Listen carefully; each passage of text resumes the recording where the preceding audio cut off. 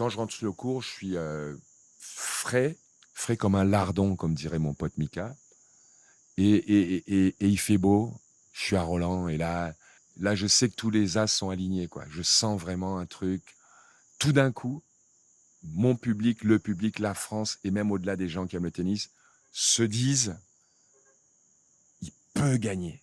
Mais ce qui me plaît vraiment, c'est que là, j'ai le sentiment que tous les gens vont regarder le match. Toute la France va regarder le match. Mais c'est surtout, ils vont tous regarder parce qu'ils pensent enfin que je peux gagner, mais qu'on peut gagner.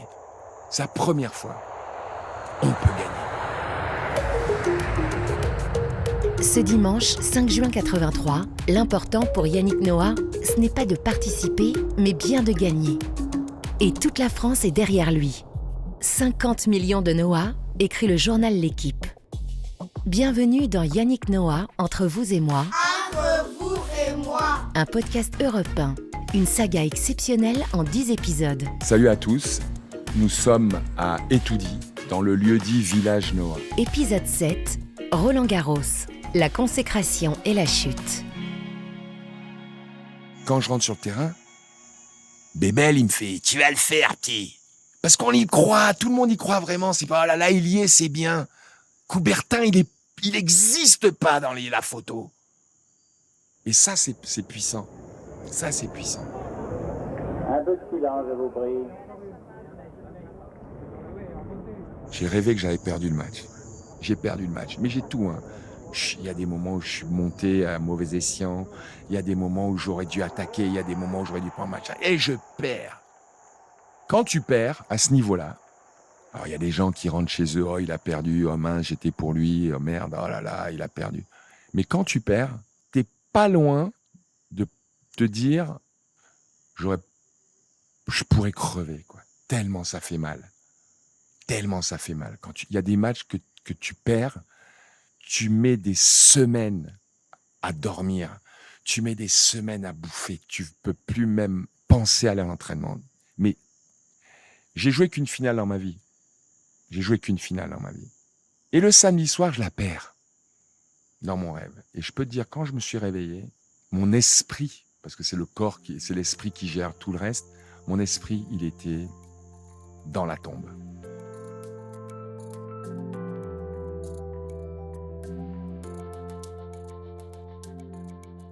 Et là, j'entends toc, toc, toc, c'est papa qui frappe à la porte. Yann, tu es prêt? Tu as bien dormi? Et là, je ne sais pas qu'est-ce qui s'est passé, parce que pour moi, je suis le lundi. J'ai paumé. Je connais le feeling quand tu as paumé. Et là, je m'aperçois que, putain, j'ai rêvé. Alors, il y a un autre sentiment. Quand tu as vu la mort de près, je peux dire la vie, tu la vois différemment. C'est un truc de fou. La force que tu as quand tu as failli crever, c'est pas la même chose.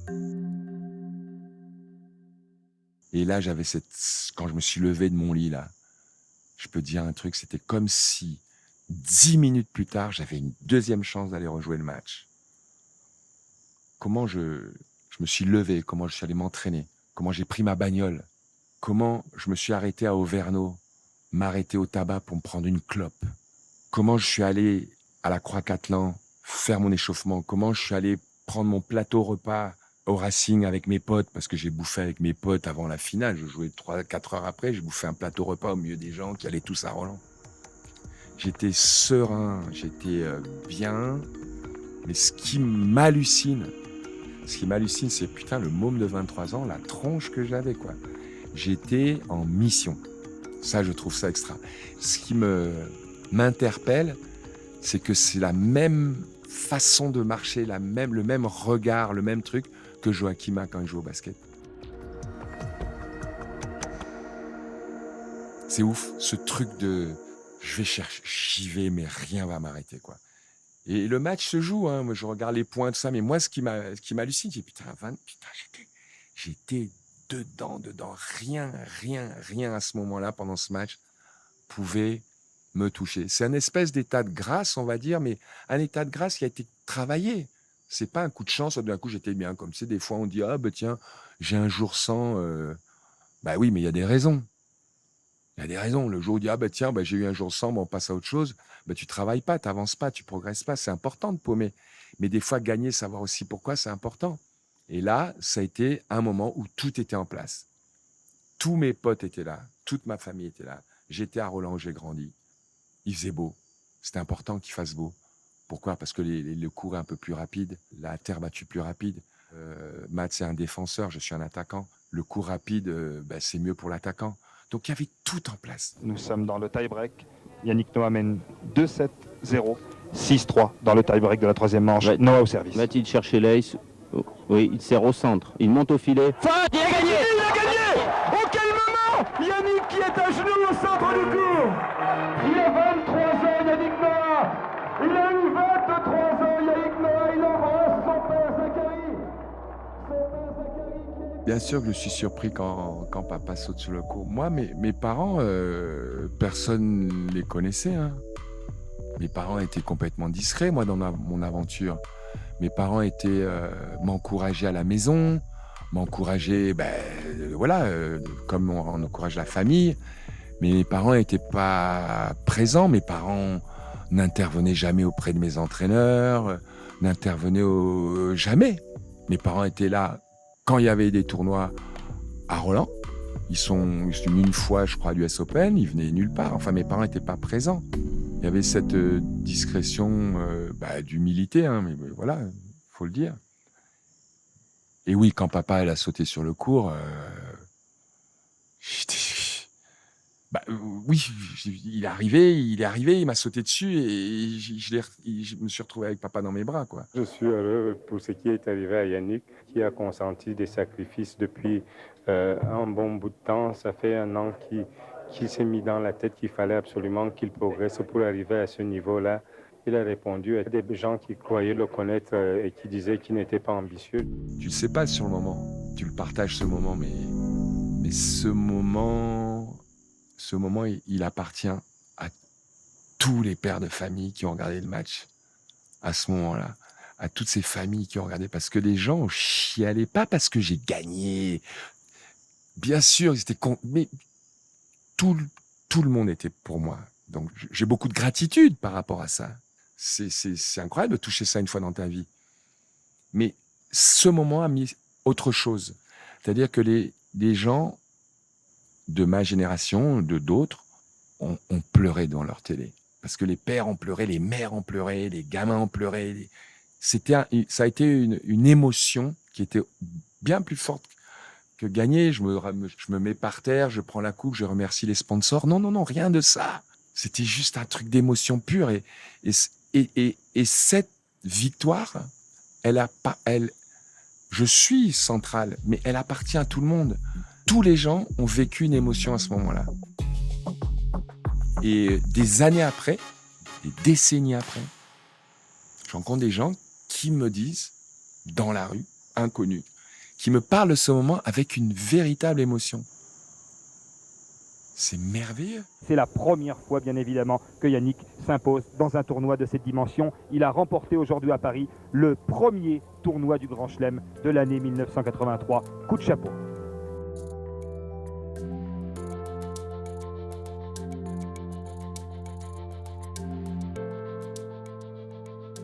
Quand j'ai gagné, après, c'était compliqué parce que j'avais plus de rêve. Je continuais à jouer, j'étais un très bon joueur, j'étais le meilleur du monde, mais j'avais plus de rêve. J'avais plus le petit truc en plus. Il aurait pu me manquer quelque chose en 83. Il aurait pu manquer quelque chose.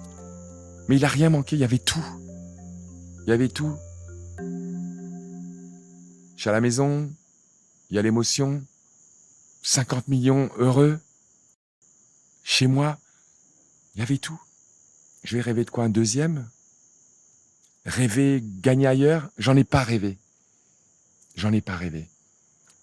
Quand je gagne Roland, moi, dans mon univers, c'est une première pour tout le monde. Je vois des journalistes qui disent « Oui, maintenant, il faut confirmer. » De d'où tu sors ce mot, abruti ? Confirmer quoi ? Tu veux que je te donne le film ? Je l'ai gagné, mec. Mais les mois qui viennent, oui, mais il a fait que quart de finale, et machin. Le problème, c'est que ce qui m'est arrivé, c'est que moi, j'ai pas fondamentalement changé, mais c'est que tout le monde autour de moi a changé. Ma boulangère, le chauffeur de taxi, tout le monde a changé. Et je devais gérer quelque chose.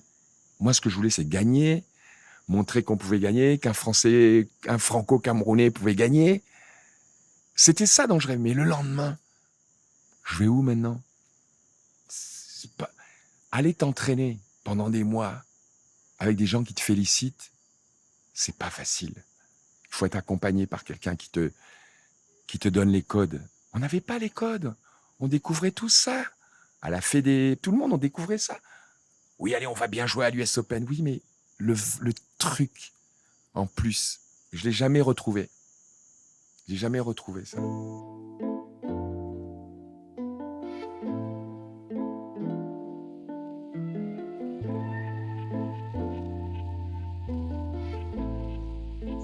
J'ai essayé de trouver un sens à tout ça parce qu'à un moment, une fois que j'avais à peu près tout, mais voire plus que je rêvais, j'ai jamais rêvé voilà, j'en ai rêvé, j'ai réussi à gagner, à avoir la vie dont je pouvais même pas rêver de plus. Enfin, moi, je viens d'un petit village du Cameroun, quoi. Où on n'avait pas de quoi me payer ma première raquette. Tu vois, on dit toujours, n'oublie pas d'où tu viens. Ben moi, j'arrive pas à oublier ça. Donc moi, j'ai toujours pris tout ça comme un cadeau. Mais à un moment, cette notoriété, pour moi, c'était un truc complètement abstrait, complètement superficiel et qui me gênait. Parce que j'aimais pas du tout cette vie. Ça n'avait pas de sens. Quand hier soir, tu vois, à 5h du mat, parce que je marche toute la nuit, je dors pas. Je me retrouve sur un pont de l'Alma, tu vois, regarder l'eau, je me dis je plonge pas, je me dis il y a un problème, tu vois. Je me dis il y a un problème quelque part. Waouh. Et qu'on me parle surtout pas de fric, qu'on me parle pas d'impôts, qu'on me parle pas de conneries. Surtout pas, parce que ça me tue, ça. Ça me tue vraiment. Dans ces trucs-là, je suis seul, tu vois. Je suis tout seul.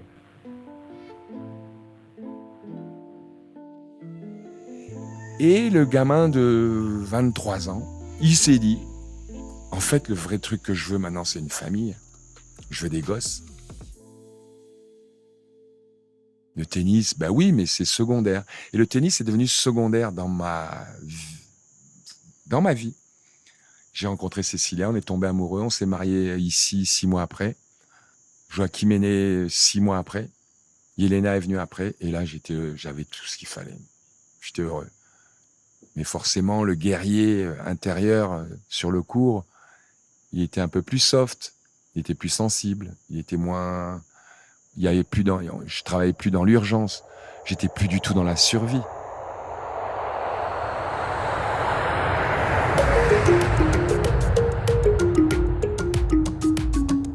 Vous venez d'écouter Yannick Noah, Entre vous et moi. Un témoignage exceptionnel recueilli par Jacques Vendroux au Cameroun pour Europe 1. Dans l'épisode suivant... J'ai fait des tournées dans les MJC. C'est pas venu tout de suite. Parce qu'après Saga Africa, j'ai fait des trucs assez médiocres. Hein. Mais on s'éclatait. Tourner dans le bus avec les potes. Aller de ville en ville, chanter dans des salles où il y avait 10 personnes, dont un mec avec son chien qui aboyait pendant des chansons où je parlais de la vie et de la mort. Des trucs extraordinaires, mais tout ça Et là, ça me plaisait. Yannick Noah, Entre vous et moi. Entre vous et moi. Production Europe 1 Studio, Sébastien Guyot. Réalisation et direction artistique, Xavier Joly. Pour découvrir la suite, vous pouvez vous abonner gratuitement et glisser un maximum d'étoiles sur votre plateforme préférée.